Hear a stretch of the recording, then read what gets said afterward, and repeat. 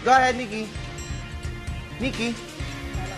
Very much at nagbabalik po ang ating programang The Search for the Next Chief Justice. Kanina po umaga, 3 ng nominees of the 22 nominees sa susunod na punong maestrado ang na-interview na po ng Judicial and Bar Council. At ipagpapatuloy po natin ang ating programa ngayong hapon. Kasama ko po, ako po si Veronica Baloy Jimenez at kasama ko si Robert Tan. Magandang hapon, Robert. Magandang hapon, Nikki. Yes, naging exciting nga ang unang araw ng interview process sa mga nominees ng The Next Chief Justice. Diyan nga sa Division Session Hall ng Supreme Court. 3 na ang unang sumali ay ang unang-una kanina si Andres Bautista, ang Dean ng FEU College of Law at siya rin ang chairman ng PCGG, no? Nagtagal ng 2 oras ang kanyang interview. At siya naman ay sinundan ni Soledad Cagampang de Castro, isang law professor na in-interview ng 30 minutes lamang, no? Napakaiksi. At si Secretary Laila De Lima, DOJ Secretary, halos 2 oras din nagtagal ang kanyang interview. Yes, itong umagang process nga, tumagal over 4 hours. Supposed to be 30 minutes each lang, ano? Kaya lang, ang daming mga katanungan at mga follow-up questions, kaya nagtagal ng ganun. And this afternoon, we expect 3 more to be interviewed. At ang mga ito ay sina Jose Manuel Jokno, ang Law Dean ng De La Salle University, at si Francis Hardelesa, Solicitor General. And the last one will be Maria Carolina Katrina Legarda, isang women's rights lawyer. Yes, magsisimula yan na mga 2:15 ayon sa ating JBC panel na kanina kasi nagtapos sila ng 1:15 at nagla-lunch nga sila ngayon at mamaya-maya ay mag-uumpisa na ang second batch ng interviews. At ito nga inaabangan nga ng mga publiko to, Nikki, kasi kauna-unahang proseso ito na makikita nila ang process paano ang interview process sa next Chief Justice. This is the first time that this is televised. Ano? And it's very interesting kasi tayong mga, common tao, ngayon lang tayo nakakakita ng ganito pala ang pagpili ng isang punong maestrado. Very intricate, very somewhat complicated. Kaya lang sa atin na hindi naman mga abogado, we will try also para ilarawan sa publiko yung mga questions na medyo complicated, itatry natin isalarawan in layman's terms. Okay, ngayon nag-uumpisa na. Let's turn over to the hall where they're conducting the interviews.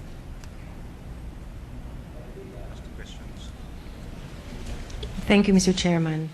Good afternoon, Dean.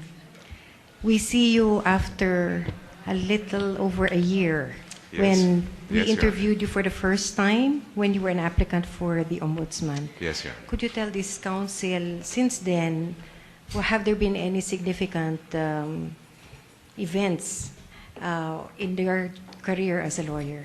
Well, just the usual. I am continuing with the De La Salle College of Law. We're setting it up. We're still in our first few years of operation, as well as several cases I'm handling.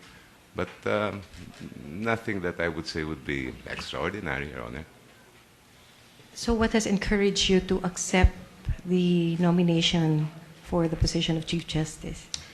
I think it's an extension of the work I've been doing since I first became a lawyer. As probably many of the members of the council are aware, my practice has been steeped in human rights. And I see this simply as an extension of that kind of work.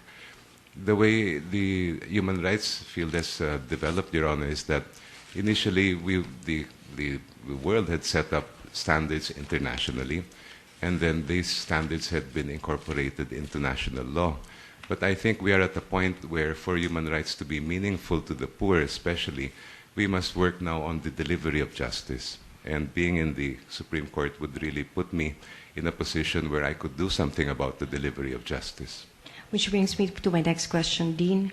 What specific reforms would you propose in the study of law, in the practice of law, in the bar examinations included, which would serve to improve the service of lawyers as justice, as officers of the court, and as partners in the administration of justice? There's a lot of things I think that need to be improved as far as legal education is concerned, not just for the skills of lawyers, but also in terms of their values and ideals.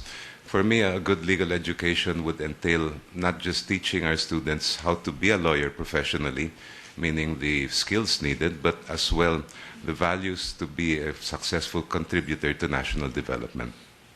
Could you be more specific as to what values you would like to espouse and to be promoted among the law students? First and foremost, I think would be a strong orientation towards human rights. Because for me, human rights is really the bedrock. It's the foundation of a legal system, especially in a developing country like ours, where so many of our people are poor. I think that our legal system must be oriented in that manner. And for that to happen, we must begin with the students. Thank you, Dean.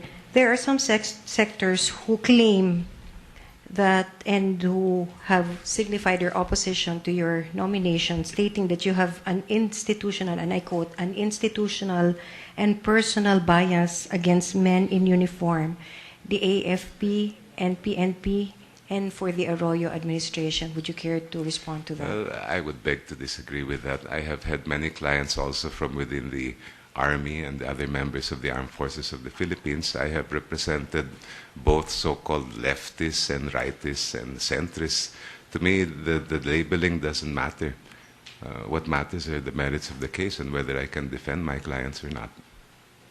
You mentioned earlier that you would also want to institute reforms in legal education. Do you believe that having the multiple choice questions in the bar examination is a move towards that step? Well, it is one of the moves I think that we have to do because of the number of students that are taking the bar. But I think that there are as well other skills that must be tested in the bar examinations. And I'm happy to hear that in this coming exam, the essay format will still be put back in. Because I think for lawyers, especially, the ability not only to communicate orally, but in writing is essential. And even as far as the court is concerned in evaluating the bar examinations, I think it's important that there be set standard prescribed criteria to assess the student's performance. How much premium would you give to student internship programs, especially if you would like to promote human rights? I would give it the high priority, not just internship, as well as I would include legal aid. I think that legal aid should become more common in all the law schools. It's a good idea for us to tap the law students while they're still in law school, expose them to the reality of the justice system, and let them learn for their own eyes how to deal with that system.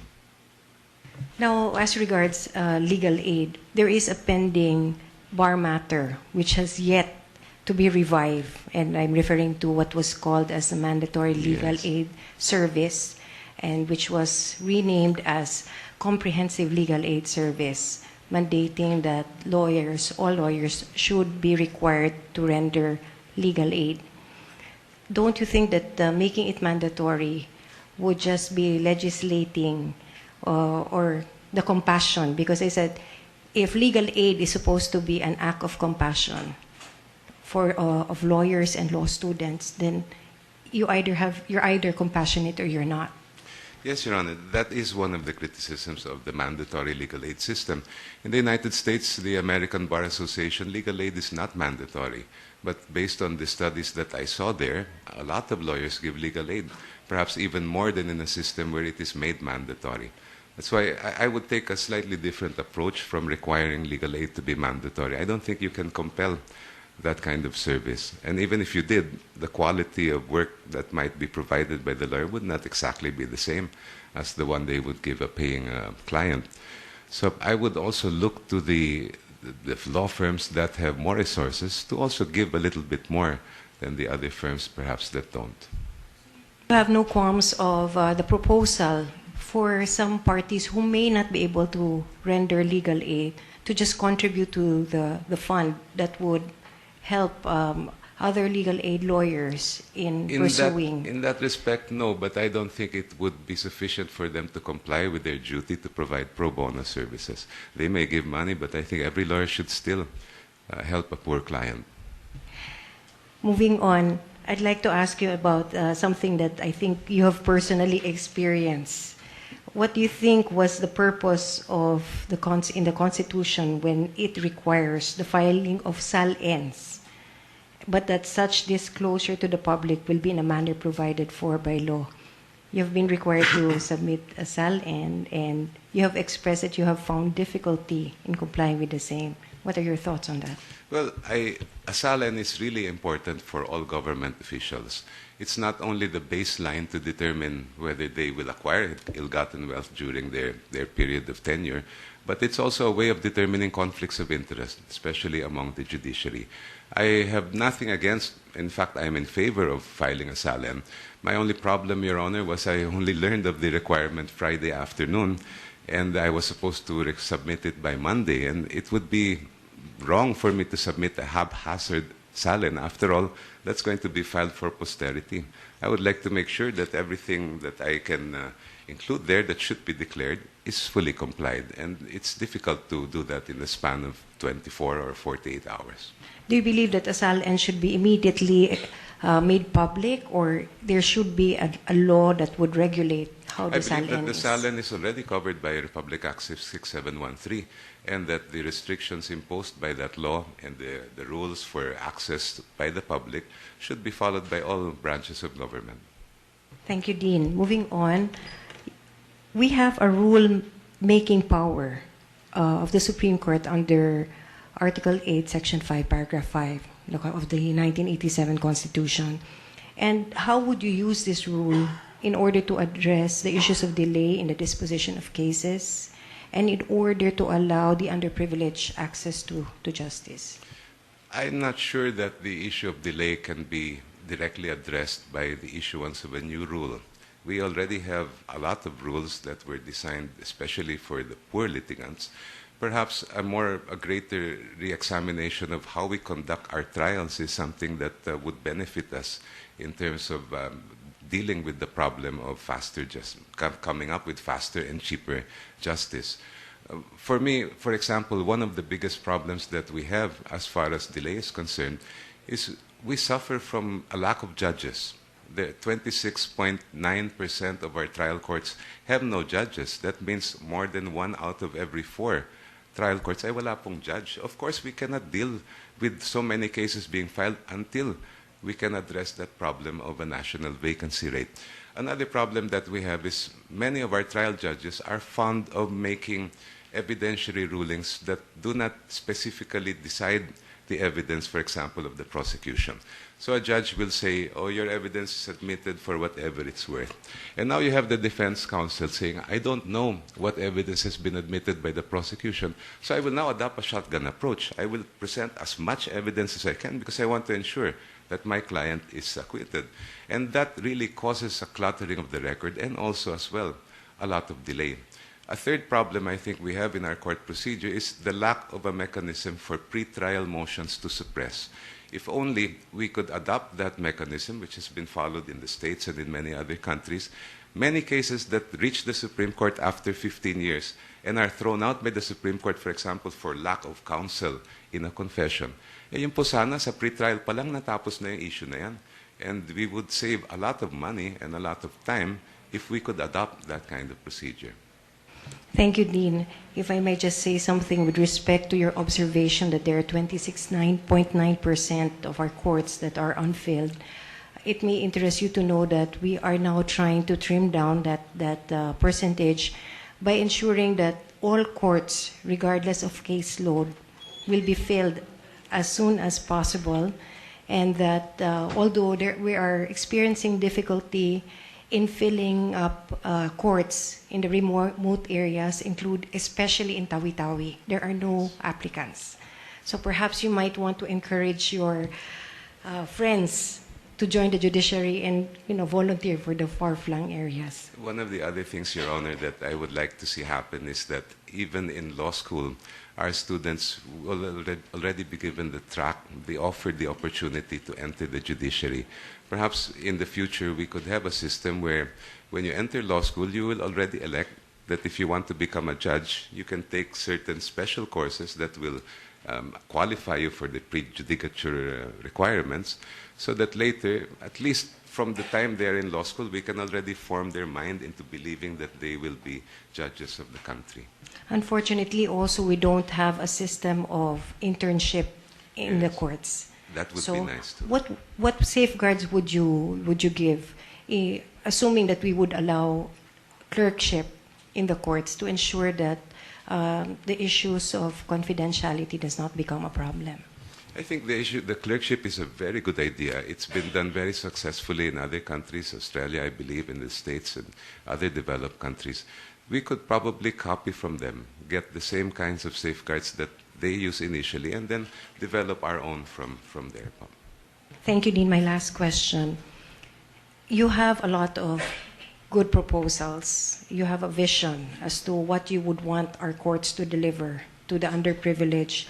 But how will you get, if you are appointed Chief Justice, how will you get the present members of the Supreme Court who are more senior in age and who have more judicial experience to support your proposals? I don't think any amount of talking to them or convincing them will do it. It will only have to be by example. That's the only way that I know how to lead. And by that you mean? I mean that I will not ask anything of the other members of the court that I will not willingly do myself. Thank you. That was my last question. Good luck, Dean. Thank you. Thank you, Justice. Attorney Mejia. Thank you, Mr. Chairman. Good afternoon, Dean Joc. No? Good afternoon, sir. As Attorney Cayos pointed out earlier, this is not the first time that you're going through this process. As in fact, we interviewed you more than a year ago. Yes. If you will be appointed as Chief Justice, you know that you will be the ex officio chair of the Judicial and Bar Council.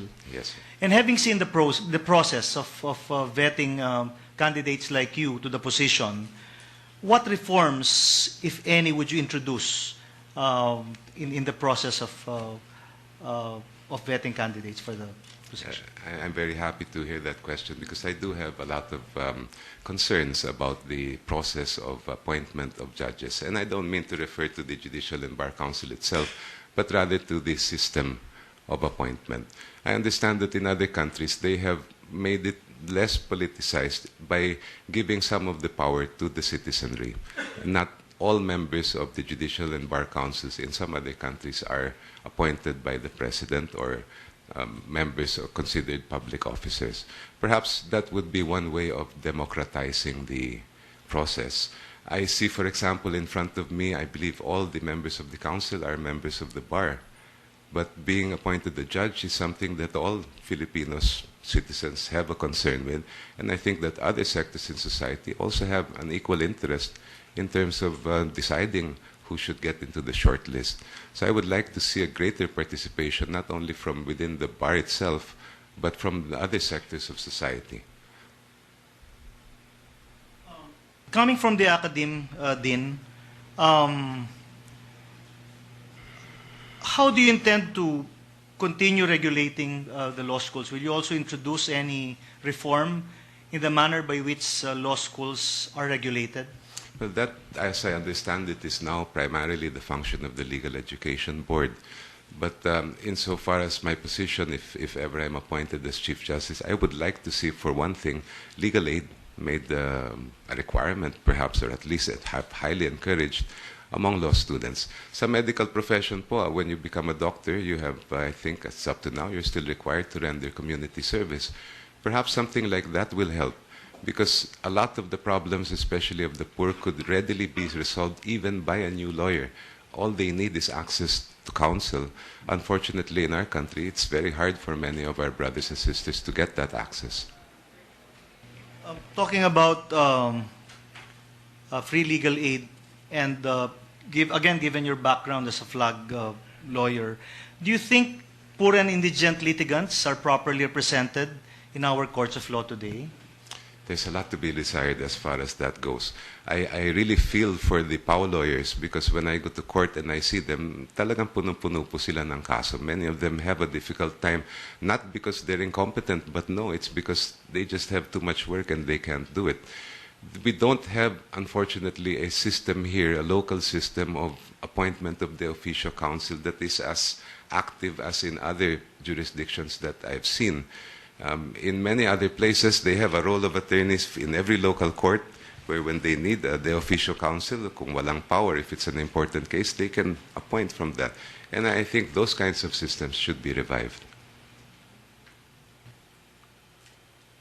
What, to your mind, are the key hindrances to the efficient and speedy disposition of cases, Dean Jock? You're referring, sir, to the criminal cases, pre-sentence disposition? All cases, for that matter. Well, for one thing, I think that we have been applying rules of court and rules of evidence that were designed for a different system. We apply our rules of evidence, we lifted that from the Code of California. Our rules of court are mainly copied from the federal rules of civil and criminal procedure. I have no problem with getting rules from other countries, but the problem is, ang America po is a jury system where they have to have very strict rules because the judge and the jury are separate persons. The judge is the one who screens the evidence so that the jury will not hear it. But in our jurisdiction, the judge and the jury is just one person. The judge actually hears inadmissible evidence. It is now up to him, because of his training, to be able to screen that out in order not to make it influence his decision. So I don't think many of the rules that we have really, which were designed for a jury, can be streamlined so that we can apply it to a bench jury system that we have here. For my final question, in your opinion, did the impeachment of the former Chief Justice infringe on judicial independence? Why and why? Why or why not? No, I don't think so. And I think that the impeachment of the Chief Justice gave the people a number of lessons. The first lesson, I think, is that the people are also looking for transparency, not only in the executive and the legislature, but also as well in the judicial branch. And one of the issues, of course, there has to do with the statement of assets and liabilities of the Chief Justice. I would like to see a more transparent judiciary, both in respect to the SAL-N rules as well as in respect to its use of funds. As I said, that's my final question. Good luck, Dean Joknay. Thank you, Mr. Chair. Thank you, Your Honor. Justice Lagman. Thank you very much, Mr. Chair. Dean Jokno, good afternoon. Good afternoon, po. You stated a while ago in answer to the question of Attorney Mejia about the effect of the impeachment of the former Chief Justice. Now, considering the negative effect of that impeachment, in your opinion, what kind of a Chief Justice do we need today? To me, thank you, po, for that question. To me, the biggest problem facing the judiciary is the people's loss of faith in the system. I would not even use the word public confidence because for me, it's even deeper than that. Karamihan po ng mga kapatid natin hindi na po naniniwala sa husgado. And it's really unfortunate, but that will have to be the very first priority of the next Chief Justice. How could he address that? Well, if ever I am appointed, I would address it with a 4-point program. First, I would call for more judicial transparency. Second, I would call for more public accountability. Third, I would call for no more flip-flopping of decisions that are final in nature. And fourth, I would call for faster and cheaper justice. If I may explain each of these 4 points, Your Honors. Yes. First, I think, as I said earlier, the people, to restore the people's faith in the judiciary, we must show them that the judiciary is transparent. And transparency can only be reflected in 2 ways, in terms of access of the public to the statement of assets and liabilities, and in terms of the use of public funds. Yes. And I think the Chief Justice will have to take the lead, as far as those 2 matters are concerned. As far as public accountability is concerned, I have this very, very serious issue. Up to now, Your Honors, please, our courts have no central monitoring system to determine if a person convicted by final judgment, meaning already affirmed by the Supreme Court, is actually serving time in jail. We have no central record system to determine where, in fact, those people are. Now, how can we have a state of accountability if we cannot even tell how many of those convicted by final judgment are inside Muntinlupa? Okay. So to me, it's really very important that not only the courts but the Department of Justice and the Ombudsman realign their priority, not simply for conviction rates, but to determine whether those convicted are actually serving their sentences. I understand that there was a study made around 2007 or 2006, and it was submitted to the Ombudsman, where the study reported that out of 100 or so who had been convicted of corruption-related offenses, only about 10 were actually in jail. Now, I do not know if that study is accurate, but if it is a very disturbing statistic. Second, I would call for the perpetuation, I would call for the review of the rules of court to allow for the perpetuation of whistleblowers' testimonies and other witnesses who are vulnerable. Ang karamihan po ng mga kaso natin, especially the big cases of corruption, of course, the witnesses there will always be in danger. Yes. What happens is, when they're in danger, they will spend maybe 5 years, 10 years in a safe house, waiting for their case to get to trial. In the meantime, yung mga akusado are out roaming around. Yeah. So, of course, naturally, they lose their interest, and many of those cases never get pursued. An amendment of the rules of court to allow for perpetuation of prosecution witnesses, whistleblowers, and others in danger, I think would be a very good development as far as the issue of accountability is concerned. As far as flip-flopping, well, I'm sure everyone in this room is aware of the dangers and why we should not stop, why we should not have this practice. Legally, it is a violation of the doctrine of immutability of judgments. And that doctrine is the bedrock of any legal system. Because the moment that any judgment that's final can be reopened, then really people will lose faith. Hindi na po talaga maniniwala ang tao sa sistema. As far as the faster and cheaper justice is concerned, I would have several... Apat na nominee para sa pagka-Chief Justice, si Jose Manuel Cheljokno, isang human rights lawyer at Dean ng De La Salle University. At kasama po natin ngayon dito sa studio, si Attorney Cynthia Rojas, isang litigator. Magandang hapon po. Yes, magandang hapon, Attorney. Attorney, so far, no, ikaapat na ito, but ano yung assessment nyo dito sa isinasagawang interview ng JBC dito sa mga nominees ng pagka-Chief Justice? So far, are you satisfied? Yes, definitely. I think the public is now being made aware as to the process of choosing the next Chief Justice. It's a very important move considering that we are moving to have judicial reform. So I think na nakikita to ng mga tao kung paano pinipili ang susunod na punong maestrado, mas naintindihan nila kung ano ba yung mga issues. The questions which are now being posed on all the nominees are going to enlighten the public in general as to the process, the judicial process, as to the candidates' competencies themselves. Kaya ako, I really welcome this move. Kasi nakita ko no itong halos sa lahat, ang unang pinupuntirya sa pagtatanong yung independence ng kandidato. Did you notice that? Why do you think that's the most important and top This is of the so mind? important. As you see, our government is composed of three: the legislative, the judiciary, and the executive. The executive is represented by the president, the judiciary by the Chief Justice, he is the head, and the executive, we have the congressmen and the senators. So it's important for the Chief Justice to be so independent.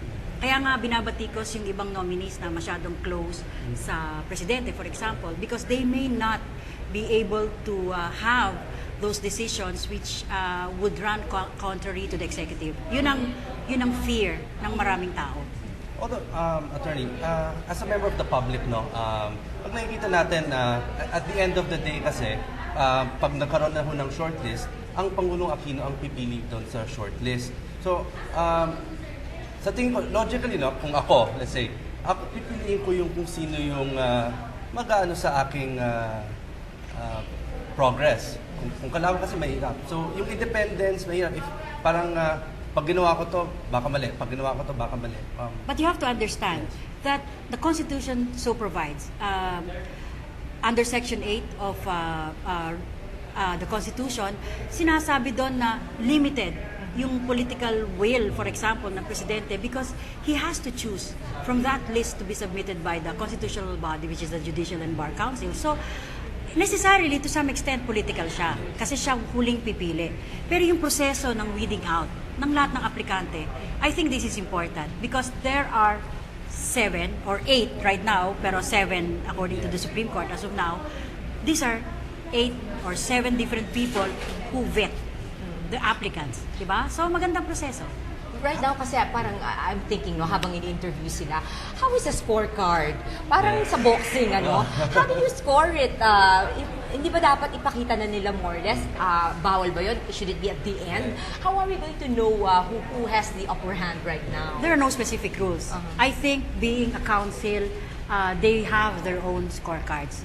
I don't think that they will even divulge their preferences to the public. I think it defeats the purpose kung sasabihin din nila kung kaninong mga tao, kung sino yung nagugustuhan nila.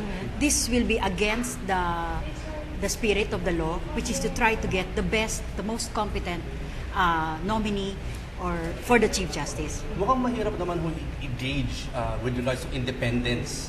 Siyempre, kung ako tatanungin, are you independent? Sasabihin ko, I'm independent.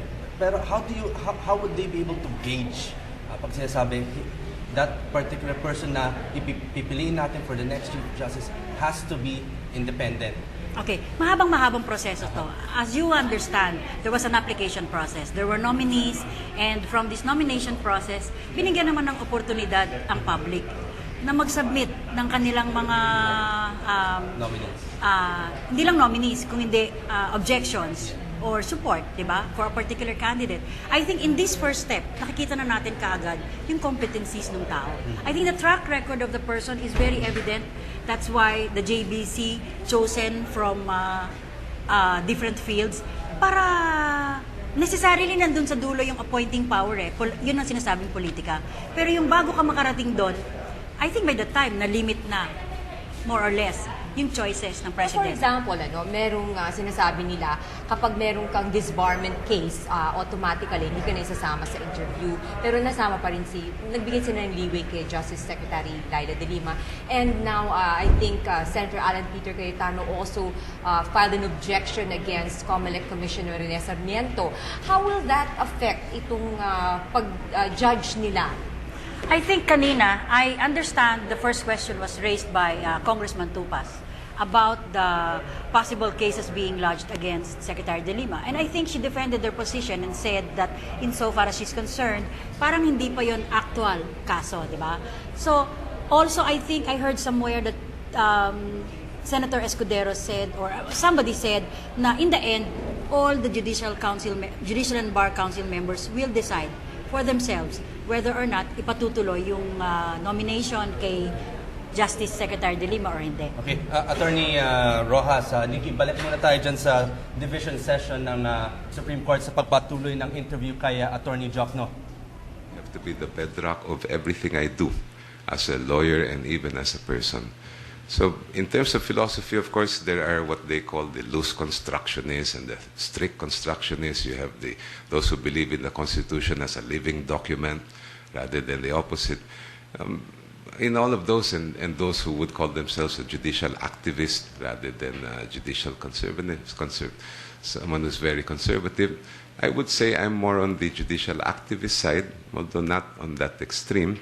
I would probably be more inclined towards a loose interpretation of the Constitution, and I would look at the Constitution as a living document.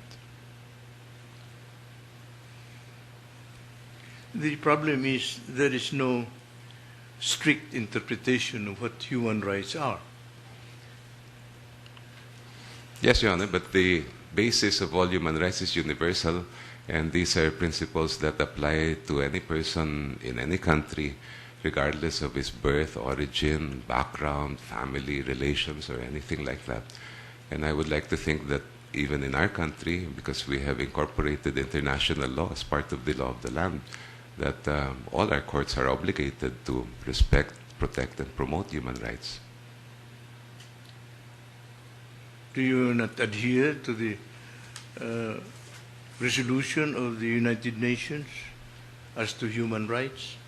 The Universal Declaration, of Yes. course, Your Honor, as well as the International Covenant, civil and political rights, economic, social, and cultural rights. Yes, sir. Does this mean to say that you are more inclined to favor the accused rather than the offended parties? No, Your Honor, because you will find victims of oppression and human rights both on the side of the accused and on the side of the prosecution. The prosecution as well promotes the human rights by prosecuting those who violate the human rights of others. So I think, Your Honor, it would cut both ways. Do you agree with the motto of the Integrated Bar of the Philippines, which says, no master but law, no guide but conscience, no aim but justice? Yes, I think that's a good motto, although I have my own personal motto, which I inherited from my father.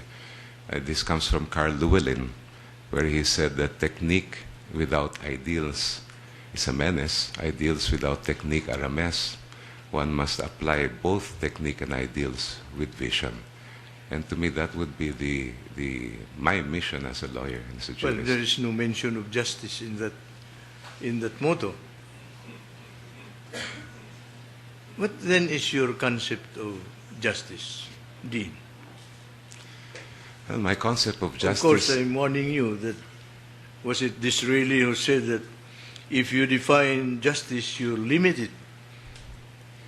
And Yes, Your Honor. if you limit it, you destroy it. Anyway, Chief Justice Laurel has already defined what is social justice. What is your concept of justice? My concept of justice is something concrete, something that the people can see happening in reality, not just a lofty ideal, not just something we strive for endlessly without ever experiencing it, but something that they can feel in their hands, that they have been aggrieved, therefore they have managed to get justice from the courts. To me, that would be the greatest legacy that anyone, in particular, could leave with the court. As a magistrate, Jean, you decide cases on the basis of law. Yes, Your Honor. Is that correct? Yes, Your Honor. Based on the facts, considering the facts in a certain case and the law involved. Now, considering the motto of the Integrated Bar of the Philippines, if the law is not in accordance with your conscience, will you abide by the law? As a